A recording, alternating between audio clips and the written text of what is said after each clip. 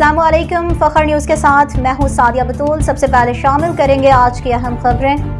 Bureau chief فخر news Lahore Tariq نور الہی تبوکی کی رپورٹ پیش ہے۔ فیصل آباد میں استحکام پاکستان و عظمت صحابہ و اہل بیت صلی اللہ علیہ وآلہ وسلم کانفرنس کا انعقاد۔ یہ کانفرنس مارکہ حق کی کامیابی اور آپریشن بنیان المرصوص کی تاریخی فتح کی یاد تازہ کرنے کے لیے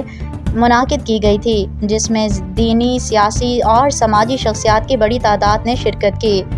جن میں سینئر نائب صدر مرکزی مسلم لیگ پاکستان پروفیسر حافظ محمد طلحہ سعید اور مشیر وزیر اعظم برائے سیاسی امور و وفاقی وزیر بین الصوبائی روابط سینیٹر رانا ثناء اللہ خان، سید سبطین شام نقوی، جنرل سیکرٹری پاکستان مرکزی مسلم لیگ میاں احسن تارڑ، جنرل سیکرٹری ضلع قصور رانا محمد اشفاق، مولانا محمد ناصر مدنی، مولانا محمد شفیق خان پسروری،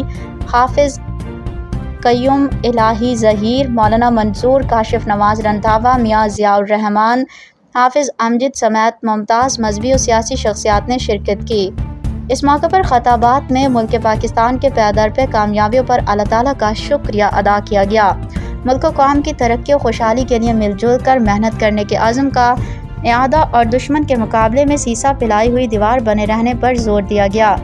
پاکستان میں دین کے غلبے اور اسلامی نظام کو لاگو کرنے، مطالبہ صحابہ کرام و اہل بیت کی عظمت کو اجاگر کرنے، ان کا احترام کرتے رہنے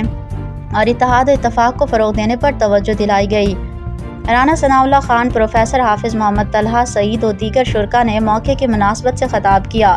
جس سے پاکستان کے استحکام، قومی یکجہتی، دفاع وطن، عظمت صحابہ و اہل بیت اور امت مسلمہ کے اتحاد کے حوالے سے اہم گفتگو کی گئی، جبکہ سب شرکاء نے پاکستان کی سلامتی، ترقی اور خوشحالی کے لیے خصوصی دعائیں کیں۔